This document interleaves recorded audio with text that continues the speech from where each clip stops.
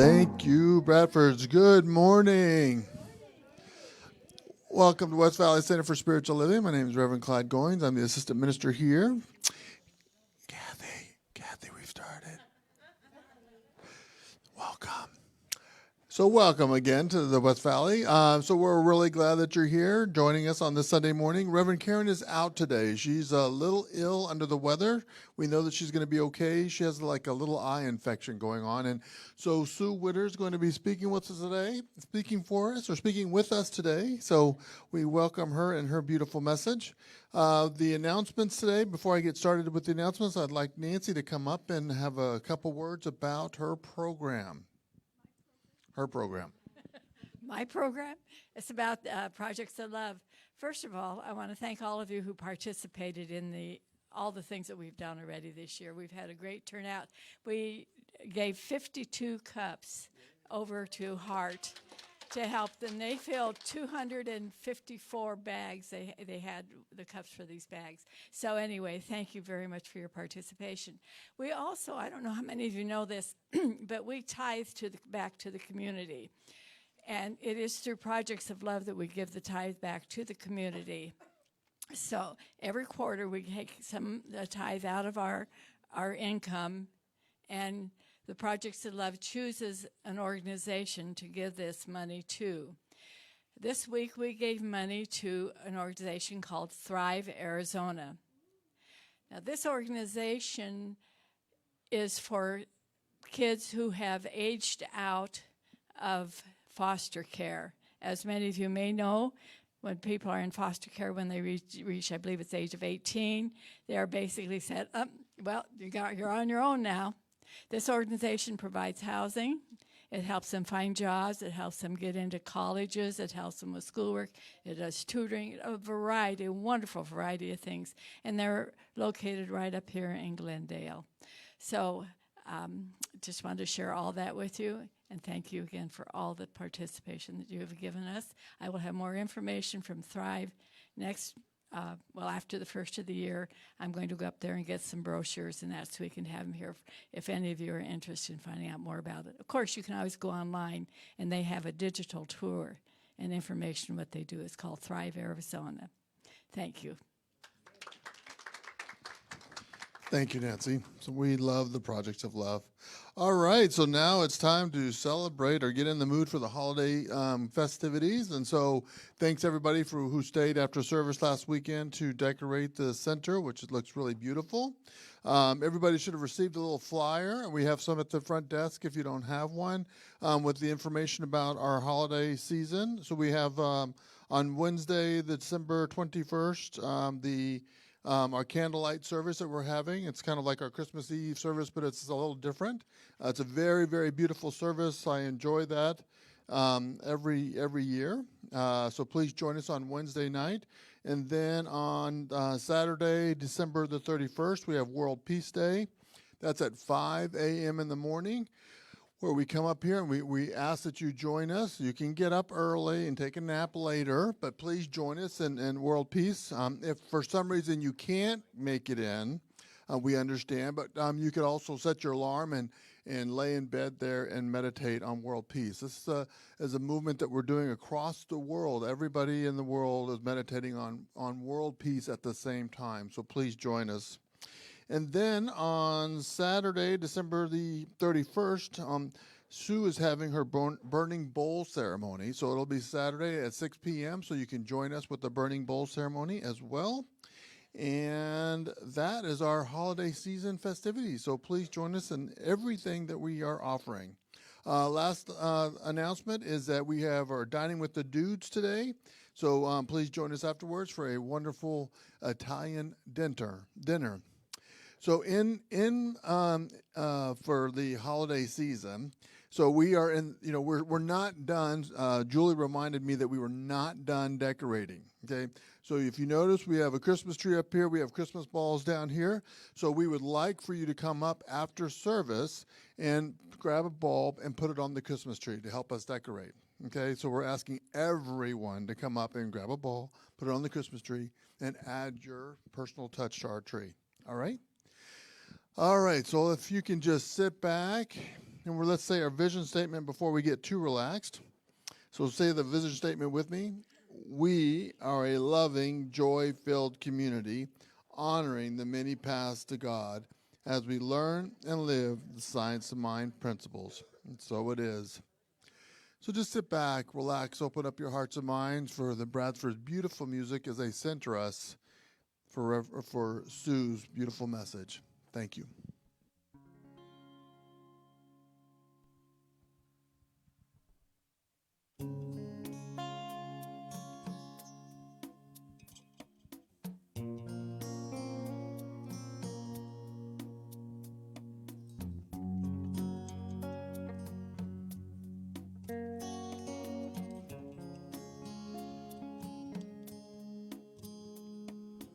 I will make a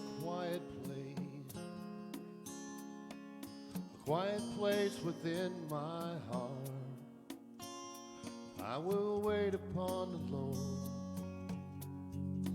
wait upon the Lord. Be still, my soul, be still. Be still, my soul, be still. Be still and know.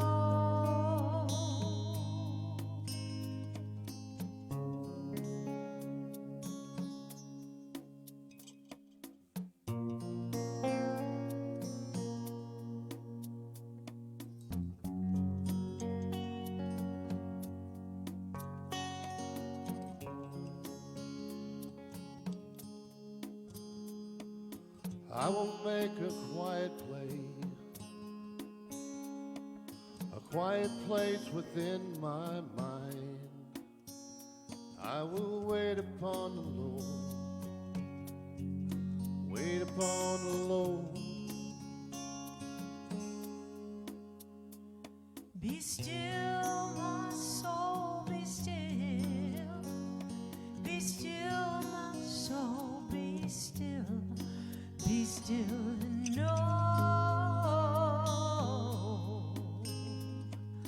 I will make a quiet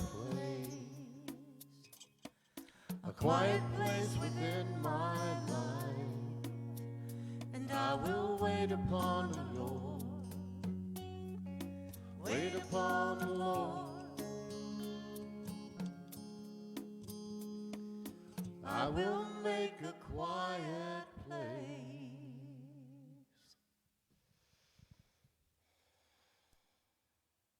A quiet place is where God is in each one of us. That quiet place of God that is love, peace, joy, and all of those characteristics in this holiday spirit, holiday season. It is all God everywhere. In everything we see, everything we know, everything we do, it is all God. And within us, each one of us in this room and all of those watching online, God is within us as we are one with the Divine Spirit. We are one with that love and peace and joy that exists, that permeates our souls, as it is all God. And on this day, I speak a word of blessing for each one in this room, for each one watching online, and for all of those who are not with us. I speak a word of blessing as each one of us is that divine love and peace and joy. And for the Bradfords, knowing that their beautiful music touches our hearts and souls, and that harmony that they are so eloquently skilled at fills this room with that love and joy. And for Sue, knowing that she speaks the words of God that come through her, and that we are here to listen and absorb every word that she says and take home exactly what we need.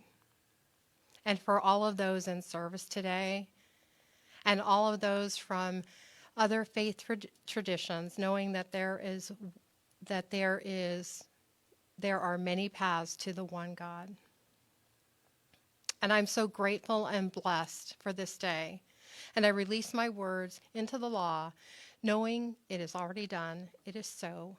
And together we say, and so it is. My reading today is from Living the Science of Mind by our founder, Ernest Holmes. There is a presence pervading all, an intelligence running through all, a power sustaining all, binding all into one perfect whole. The realization of this presence, intelligent power, and unity constitutes the nature of the mystic Christ, the indwelling spirit, the image of God, the sonship to the Father. Christ means the universal idea of sonship, the entire creation, both visible and invisible. There is one Father of all. This one Father, conceiving within himself, gives birth to all the divine ideas. The sum total of all these ideas constitutes the mystic Christ. Jesus was a man, a human being who understood his own nature. He knew that as the human embodies the divine, it manifests the Christ nature. Let's take a moment to contemplate those words.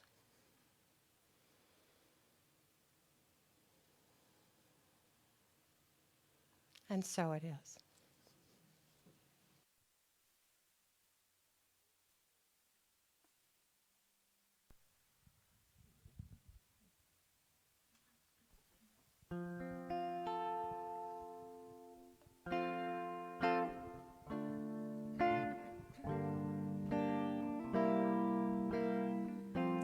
Have yourself a merry little Christmas. Let your heart be light. From now on, our troubles will be out of sight.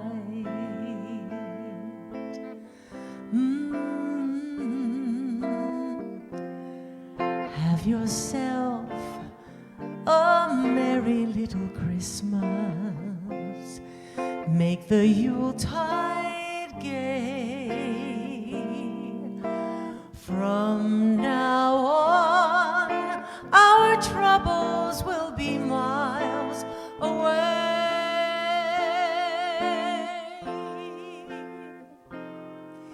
Here we are, as in olden days, happy golden days of yore. Faithful friends who are dear to us, gather near to us once more. Through the years, we all will be together, if the fates allow. Hang a shining star above the highest bough,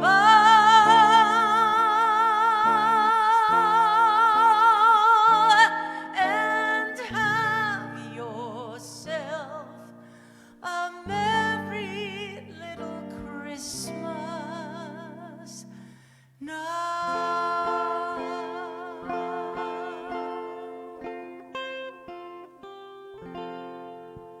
Merry Christmas.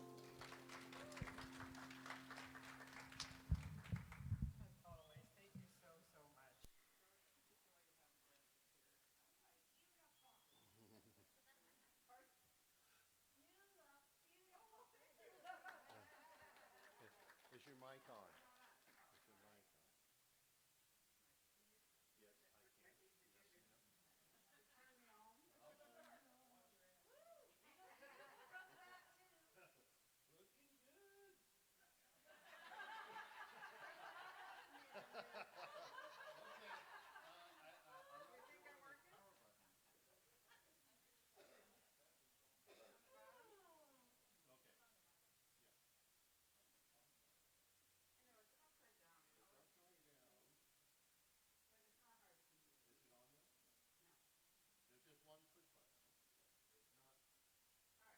So we'll just, okay.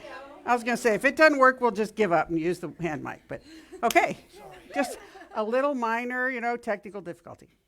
So welcome, everybody.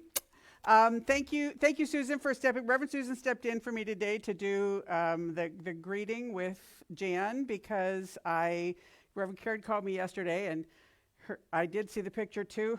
I said, you really can't even drive yourself to urgent care at this point because I don't know that you can see out of either of those eyes. So we we took care of a lot of things. So anyway, I jumped in. So thank you, Reverend Susan, for standing in, and I am so grateful to be here. It's funny. Karen said to me, "Didn't you talk in Lake Havasu last week?" You did, right? Yes, I did. So you have a talk, and I went, "Yeah, but I got to use that talk another day, so I can't use that one today." I tried to modify it, but I just went no, because I used my trial run. I have a totally different ceremony to do. So in addition to the holidays, please come on January 1st, because I always do a ceremony, and this one will be different than any of the ones I've done before. So it's the title of my talk today is actually Wrapping Up 2022. If you, you probably don't remember because it's been a very long time, but at the beginning of the year, I was looking at Parker Palmer, who's a Quaker author, Let Your Life Speak, and a very fascinating book called Who Do We Choose to Be? Facing Reality, Claiming Leadership, Restoring Sanity by Margaret Wheatley. And every year, I always ask you to do a values inventory to stop and really look and say, what is important to me? What are the things that matter most? And to look at your life over the past year. So at the Burning Bowl ceremony on the 31st, we will take a little bit of a deeper look and then have the opportunity to dispose of that which doesn't work.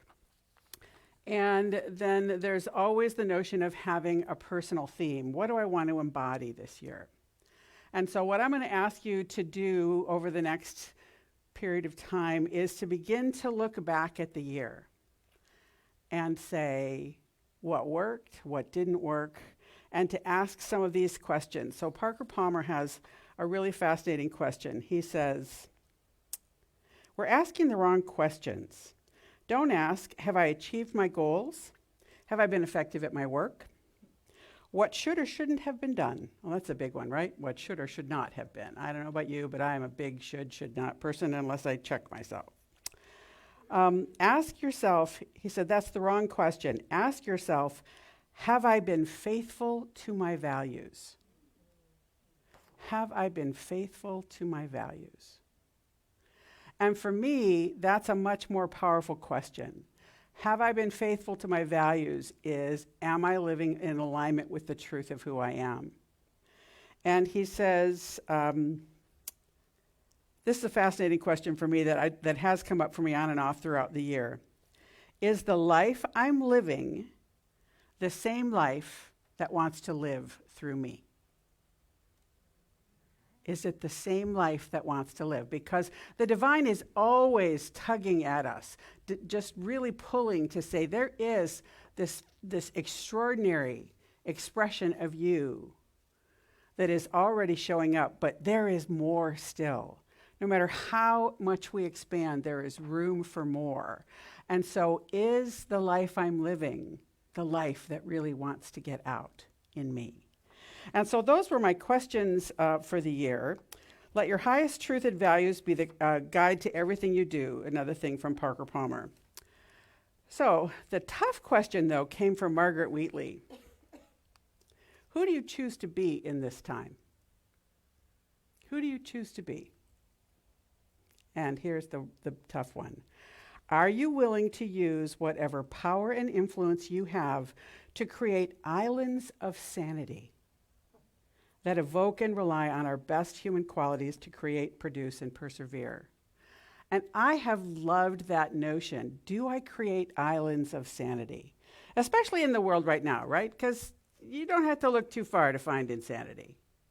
And it doesn't really matter what subject matter you're looking at. You don't have to look too far. So what do I do in my life to create islands of sanity? And Emma Curtis Hopkins, in a gorgeous little book called Resume, says, rise up, my soul, and heal the sick wherever I walk. Show people how to be strong. Make people love God. Quicken me for heavenly fervor. Show me the finished kingdom through which I walk. Show me the finished kingdom. Show me the finished kingdom through which I walk. Show me the words that make the world glad and sane. You know, it's sometimes for somebody like me who was an activist for a lot of years and spent their time marching in places and sitting in places and generally causing trouble, which I still do, but not quite legally the way I used to really ask myself, what am I doing to create an island of sanity in my life? First of all, because if I can't create an island of sanity in my life, I certainly can't help create an island of sanity in the world. And some days that's a little easier than others. But that's really the intention. And how do we do that? How we do that is we absolutely spend our time with spiritual practice, going within and understanding the truth of who we are and understanding that everything we see, whether we like it or not, is God. That there is God in everything, everywhere. So the book I'm going to use at the beginning of the year is How to Be Loving as Your Heart is Breaking Open and the World is Waking Up by Danielle Laporte. And she talks a lot about that process of really looking at that we can't change anything in life until we accept it. We can't heal anything until we love it. I was talking with some people at work. I have struggled with chronic pain for 40 plus years, and I was in a class called Mastering the Impossible, and at one point the instructor looked at me and he said, "Sue, I don't know that I've ever seen anyone as disconnected from their body as you are. It's almost scary." I said, "If you lived in this broken something that I won't say here, you would be trying to disconnect from it too."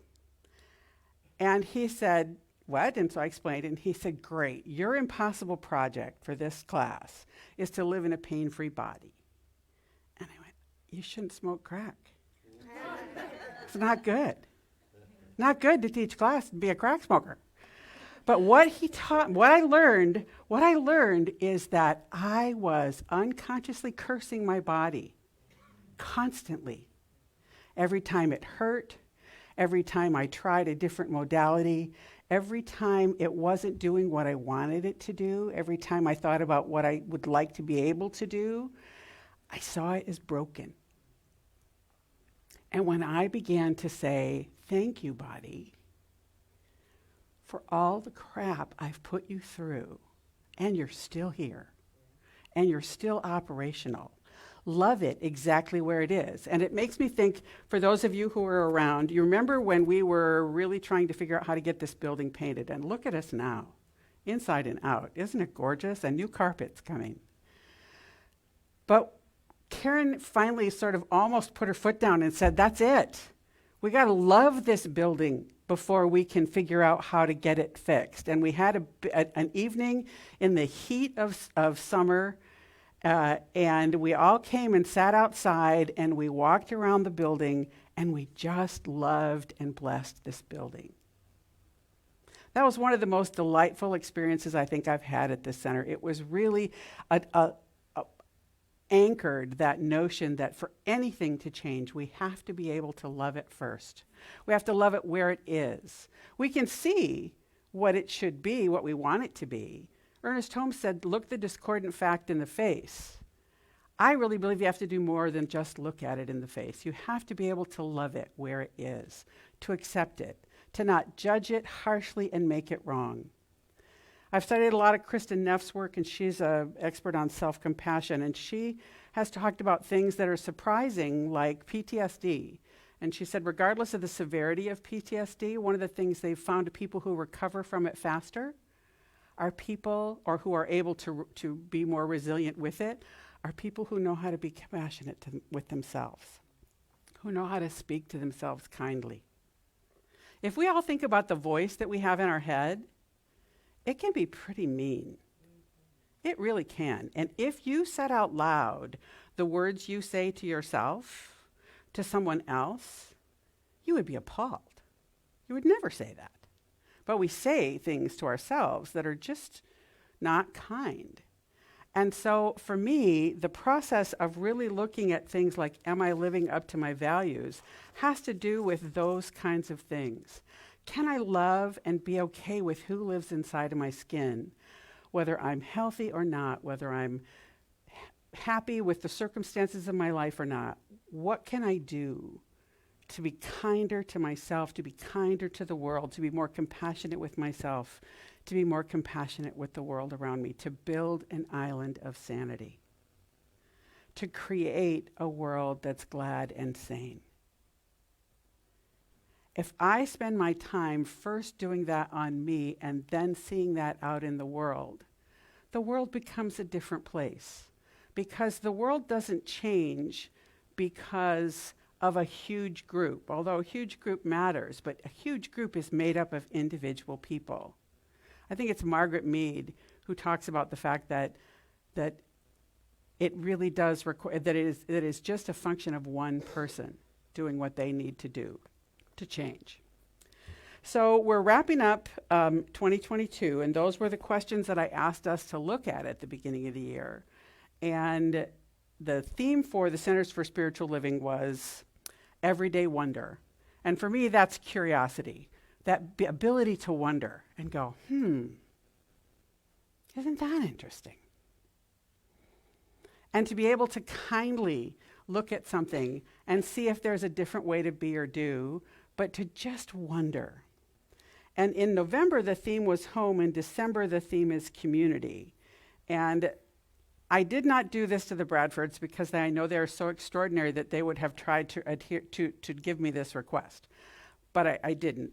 So what was it? So there's a song called Celebrate Me Home by Kenny Loggins, which is a beautiful, beautiful song. And in it, he says, I'm home for the holidays. I believe I've missed each and every face. Come on and play me some music, and let's turn every love light into place. It's time I finally found myself totally surrounded in your circles. Come on, my friends, please celebrate me home. That's who we are to each other. A community is a group of people. A community is a place where we can feel like it's our spiritual home. But it's also a place, if you think about it, I can't tell you how many people, and not just this center, but centers all over, that people say, when I came here, I knew I was home. I had a sense of belonging that I couldn't explain, that didn't necessarily make any sense. And so the notion of that, and he says in the process of the song, he says, I'm this strong, but I know I'll be weak. And it goes on and he says, I never know where I belong, so please sing me home. Well, I'm finally here, but I'm found to roam. Come on and celebrate me home. And for me, that's what we do in community. We celebrate each other. We celebrate each other in good times and in bad. We love each other in good times and in bad. And we accept each other even at the times when we go,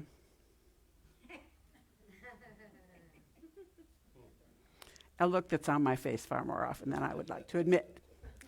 That it's about really being able to say, can I step far enough back to see the bigger picture?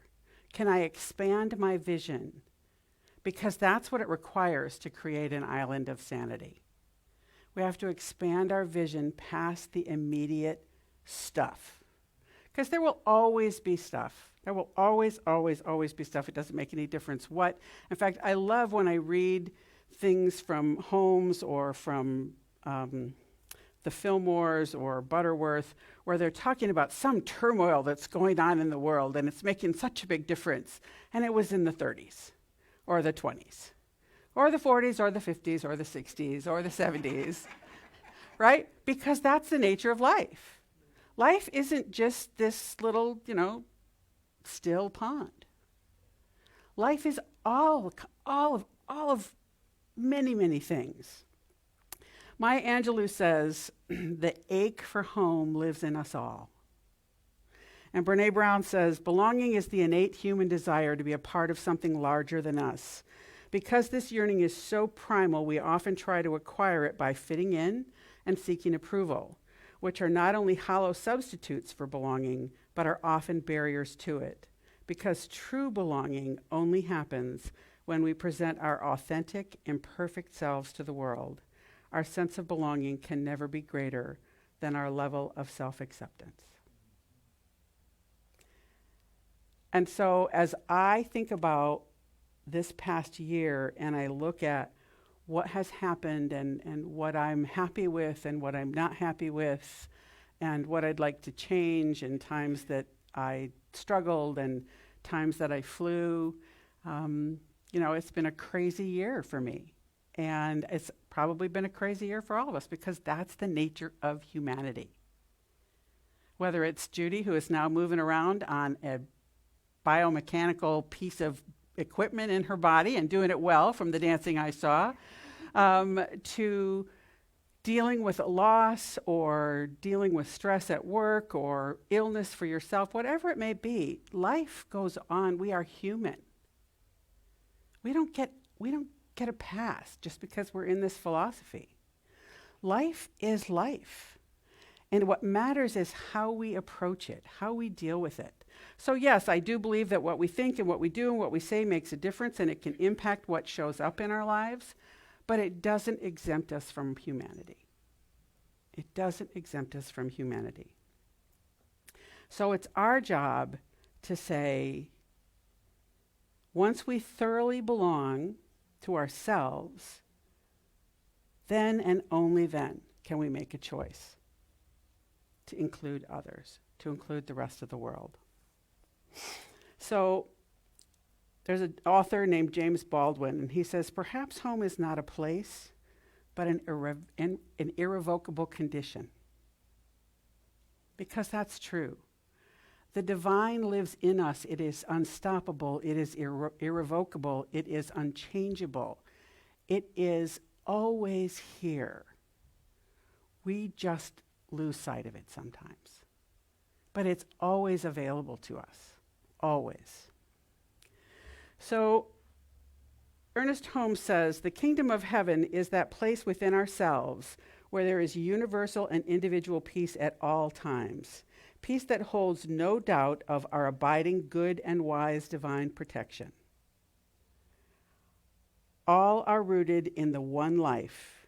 Your endeavor then is not so much to find God as it is to realize God's presence and to understand that this presence is always, not sometimes, not occasionally, not when we're good. It is always with you. And it's from Holmes' Reader on Practical Wisdom.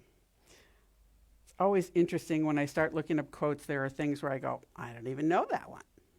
I'll have to go find that one. And sometimes they're a little harder to find than others. But it is, that home, it's a place in us that is just that divine, that lives and moves and has its being in, through, and as us. And as far as the community goes, that's the home that each of us build here together. That's our connection. We are hardwired to connect physically, mentally, emotionally, spiritually. And we come together because it's natural to want to come together with people who think like you do and believe like you do, because that gives us a stronger sense of connection. But in the Search for Beloved Community, Martin Luther King actually had 4 characteristics of a beloved community. And it's God first in all things. Always integrate God first. And I remember, actually, when I was trying to remember, is it Reverend Doctor somebody or Dr. Reverend somebody? They went, oh, that's really simple. God first. And I've always been able to remember from that moment on, Reverend Doctor as opposed to Dr. Reverend. So God first. And when I look at how I can build that island of sanity, when I can live in alignment with my values, that's what always matters. And then the second is unconditional love. And that's the ability to look past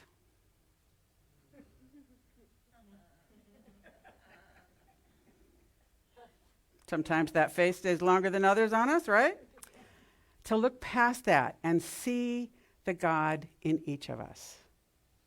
You know, it's astounding. I didn't look it up before. I look it up yesterday. I've looked it up in the past. That biologically, genetically, the number of genomes that are different between all of humanity, regardless of race, creed, color, size, nationality, place of origin, is a really small number. I mean, it's minuscule because we are more alike than we are different. And when I can stop and remember and say, I don't have to like someone's actions, thoughts, or beliefs, but we are more alike than we are different. And we all want the same thing. We sometimes come at it through wildly different directions, but we all want to feel safe, we all want to feel loved, and we all want to feel connected. And if I can stop and step back and say, I may not like how you think safe and connected will look, but I can at least step back and see that that is what's driving you. And that helps me step back to that farther picture. What is it, Bette Midler's song, From a Distance? You know, from a distance. So the second or the third part of the community is the use of spiritual principles, teaching them and using them. And I think we do a better job here at Science of Mind and the Centers for Spiritual Living than probably any church I've ever been to. That we are focused on this, if you don't have a personal relationship with the divine, why bother? We don't add why bother, that's me. But that really is it, you know, for me. It's like it's esoteric and intellectual unless I can apply it directly to my life, unless I can have it make a difference in how I live, in what I say, in what I do, in how I interact with the world around me. And the final piece of the beloved community is a call to service. And Nancy was just here talking about the fact that we are a community that has a long history of rising up with a call to service, whether it's the Christmas contributions to youth who need to be able to figure out how to stay hydrated, or helping, and truly the Thrive Arizona is a remarkable organization. I've known people who literally on their 18th birthday had nowhere to live. And the system didn't do a great job of preparing them for helping them figure it out. And so we are a place where we understand the value of service, and I want to thank you for that. And that concept of home and those pieces that come together for community, that's why we're here together today. That's why you took the time to join online. That's why some of you have taken the time to watch after the fact. It's because of that sense of connection. So as we move into the holidays now, Clyde talked about the service on the 21st. That really is a lovely service. We do honor all faiths, because all faiths have some type of celebration around this holiday season. And they are almost all focused on the concept of light. That process is amazing. And I think that, I'm not as bad as I used to be. I still hiss a little. But I used to just snarl and hiss my way through the holiday season because I couldn't see it as anything but a sense of obligation. And I apologize to y'all who are around me because I know I was just not fun to be on the same planet with. There was they were planning a work Christmas party, and they said, Sue, what's on your calendar for this day? And I said, give me enough time and I'll make sure there's something there. And they're like, why do we even ask you? Good question. So the holiday season, it's important to remember that there are those people who love it. They sing carols and they decorate wildly, and they love to buy presents and shop and all that. And there are people like me who are more on the snarl and hiss side, although even though I'm not quite as bad as I used to be, and everywhere in between. And so for me, it's been a tremendous help for me to say, I can love the people who think the holidays are the greatest thing since flakes. That's I can just love them right there. And even if they try to convince me, I don't have to try to convince them of my side. I can just love them right there. And, all of the ways we are with the holidays in between. It's an interesting time because a part of what I would rail on is that I have a neighbor who always puts out a sign that says, Jesus is the reason for the season. Well, if you look at it historically, Jesus is not the reason for the season. The powers that be put it here because they were afraid of the winter solstice and the fact that all the people went back to trying to figure out how to get the light to come back. Because we didn't know anything about science back then. We didn't know that the light was going to come back, whether we had sacrifices or not, whether we had celebrations or not. It was coming back because that's science. They didn't know that. So I tried to take a look at things like the holidays, whatever holiday it is, when the world is barking at us with all kinds of messages, to say, what is a message in this particular one that I can incorporate? So this is a time of darkness, and it's a time like land goes fallow. We don't plant things. We let the earth heal. It's dark. Creatures hibernate. Of course, because I love to go down rabbit holes, I had to do a little studying on hibernation and what kind of animals hibernate and what they, and I'm not even going to go into that road with you, I promise. But it's a time for me for regeneration. And so find something that speaks to you, that you can relate to, and focus on that. And the other thing is that it is the birth of Christ. And so the question is, what do I want to have born in me this season? What do I want to have reborn in me? What do I want to have show up more? What has been a fledgling in my life that I would like to say, can I make this stronger and bigger and brighter? To look at things like that. So I'm a Lutheran by history, and Lutherans love to have an Advent wreath.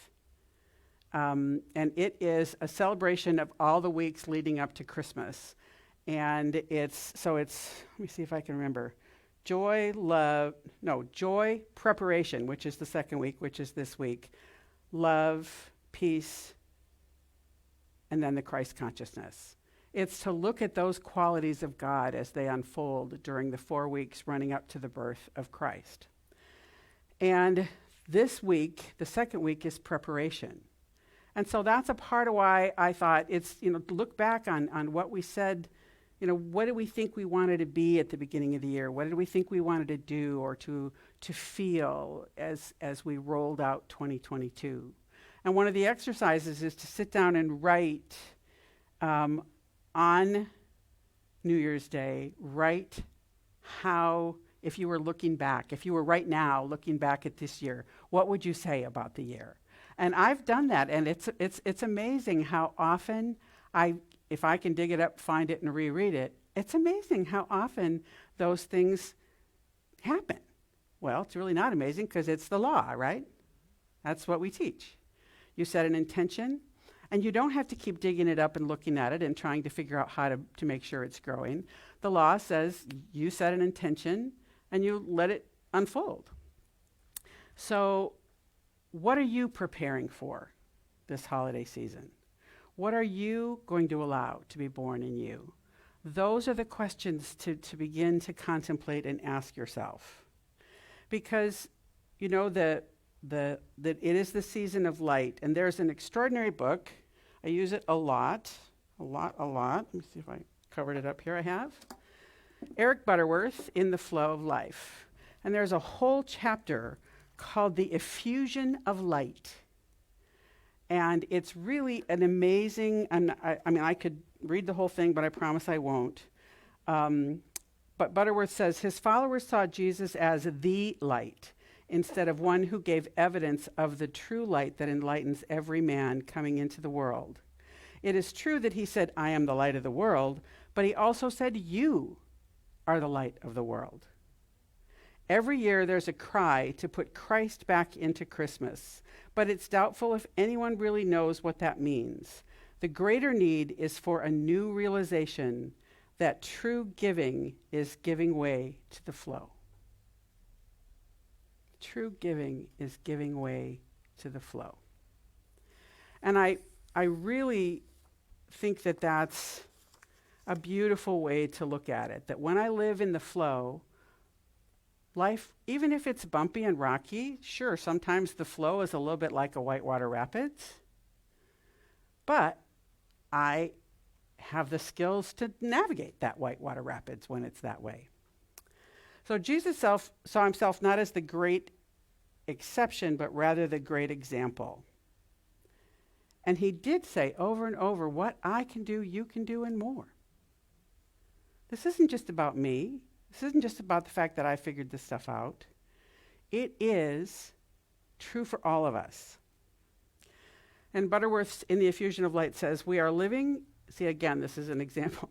We are living today in a complex and changing world. Let's see when he wrote this, 50s, I think.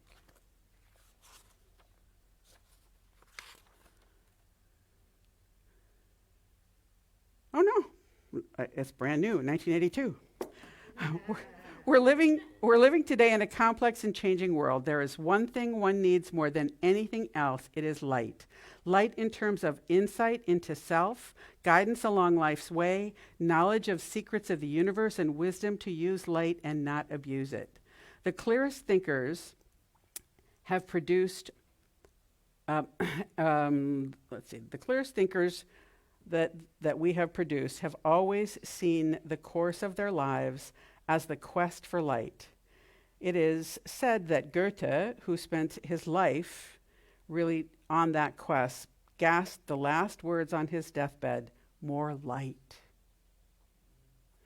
And it isn't about out there, it's about in here, I believe. The light shall break forth as morning, and health shall spring forth speedily, is from Isaiah. Everywhere you look, there is an example using the word light for divine wisdom. It is always present. And it is always present. The sun doesn't stop shining. Just because it's dark here doesn't mean that the sun is gone. It just means we've rotated. And so it's the same, I do this all the time. If I stand and look this way, it doesn't mean that you're not there. It just means I can't see you because I've turned around. And so it's a process of saying, what is mine to do? Who do I want to be? How do I want to impact the world? Butterworth refers to the effusion of light as a first-hand experience of God. Isn't that lovely? A first-hand experience of God. So when we're consciously in the flow, when we're consciously being aware of the light, life unfolds in a much softer way. Even if it's bumpy at times, it's still unfolding in a much softer way, in a much kinder way. And it very frequently unfolds in a beautiful way. We just have to allow it. The whole process is one of allowing, not forcing it. I'm a big forcer. When it isn't going your way, buck up, push harder. Doesn't always work. So just that process of allowing. And he says, when you are consciously in the flow of life, there is an effusion of light that manifests as understanding, as guidance, and as creativity. Understanding, guidance, and creativity. So when Jesus said, let the light shine, that means to shine from within you. Meister Eckhart said, let God be God in you. Let God be God in you. Holmes said, Our thoughts of gratitude, thanksgiving, and recognition should ever go up to the divine presence. Like the wise men of old, we too need to be guided to the star of life, by the star of life, to that holy place within us, where the little child we are, the child of God, is cradled in the arms of infinite love and wisdom. So that's our job, to allow ourselves to be cradled in that infinite love and wisdom. I don't know about you, but that sounds really nice. Especially if you're someone like me who thinks pushing forward is always the answer, to just slow down and allow yourself to be cradled. So as we move forward into 2023, I am going to say, please contemplate how 2022 has worked for you. Look kindly. Let me underscore that again. Look kindly at it, at how you've responded to it, how it has responded to you, about the things that you loved and are joyful about, things that were beautiful and happy and delightful, and things that you are so grateful for, and with equal loving kindness, those things which you think fell kind of flat. In 2023, we have these for sale out in the bookstore. I think they're, Clyde, do you know, are they $12? You're not sure? We'll have to figure out before we start selling them after service. But it is, every year, the Centers for Spiritual Living produces a journal, and it goes through the theme and each week, and it gives you an opportunity to have a place to take notes and to journal and to contemplate with quotes. And it's about living out loud. So there's a great song by Jennifer Lopez called "Let's Get Loud." It's a very fun song. And that's kind of what this, for me, that's a part of what this is. Let's get loud with this life. Let's get loud and have some fun. And for us, the theme at the West Valley Center for Spiritual Living is let's be remarkable. Because we are remarkable. We're already remarkable in all the ways we show up. Whether they're fabulous or not, they're absolutely remarkable. And so it's about finding ways to show up, to live out loud, to be remarkable, to be the light. And so that's my challenge to you as we finish this holiday season off, to be the light. Thank you.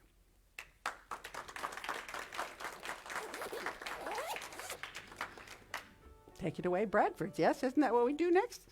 I've only been going here for 16 years, you guys. I should know. In fact, more than that. Did you want to pray? Oh, I do pray, don't I? That's right. Minor detail. No. And I usually know that. Anyway. Oh, my goodness. So right here, right now, in the presence and the activity of spirit that is pure peace and joy, love and light, harmony, happiness, health, abundance, wisdom, clarity, compassion, and so much more. It is that power that lives and moves and has its being in, through, and as me. It is the light that shines through me. It is the light that shines through each and every one of us. That unstoppable, unshakable, unchangeable, irreversible, and irrevocable change cannot happen unless we accept. Change cannot happen unless we accept the truth of who we are. We love ourselves exactly the way we are. We let the light shine in us in all ways. Always. In all ways. So I know that in this moment, each of us can make a choice to open our minds, to open our hearts, to allow ourselves to relax into the flow, to relax into the beauty, to relax into the wonder, to relax into the joy, to relax into the process of life that allows us. It allows us. It allows us whatever we allow. So I know that each and every person here is indeed the light. They are an expression of the divine, of that wisdom, of the clarity, of beauty, peace, and joy, and light, and love. That nothing can stop that. That sense of home is strengthened by understanding that. And the sense of community and connection to one another is felt strongly. To know that we are loved and supported exactly as we are. Moving forward, we do so with a sense of joy, with a sense of excitement, with a sense of enthusiasm and expectancy. For we can expect the divine to bless us in ways far beyond our imagining. We simply have to be open, open, open. So I know that as we go forward through the remainder of this holiday season, we do so with kind, loving vision. That we look for ways to see the good. We look for ways to see the common in us all. We look for ways to lift our vision to a higher plane. We look for ways to demonstrate the truth of who we are, for our light to shine, to touch others, to lift them, to love them, to allow them to feel the truth of who they are, simply because they're in your presence. What greater gift could we give? So in this moment, I know that the power of our words allow this to be made so. So with a very grateful heart, I release this out into the synchronicity that is both love and law. And it allows us to let go and say yes. And so it is. Thank you, everyone.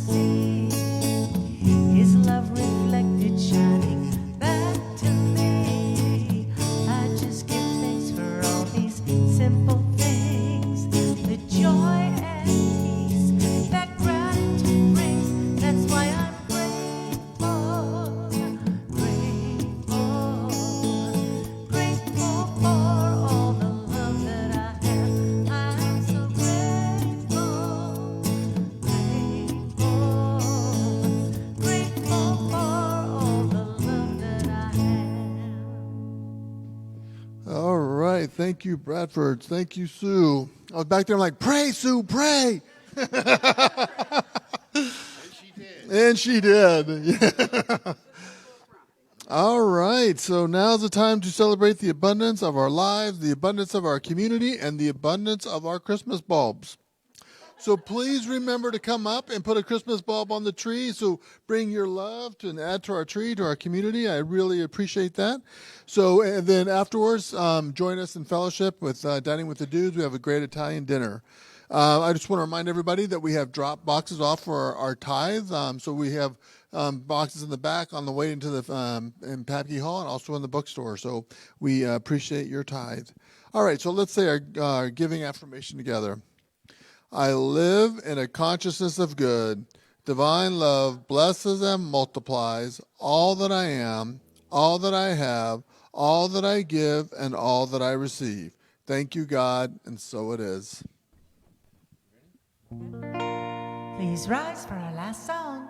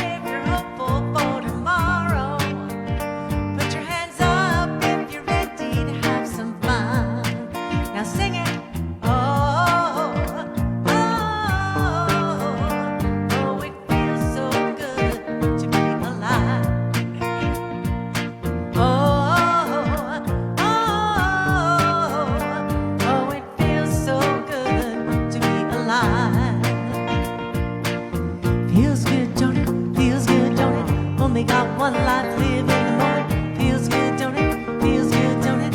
Only got one life, live in the moment. Feels good, don't it? Feels good, don't it? Only got one life, live in the moment. Feels good, don't it? Feels good, don't it? Only got one life, live. Oh, it feels so good to be alive.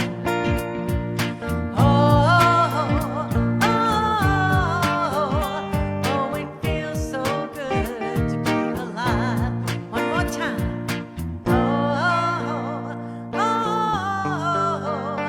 Oh, it feels so good to be alive. All right. So for our closing affirmation, if you will say, I am the light. I am the light. Look at each other and say, you are the light. You are the light.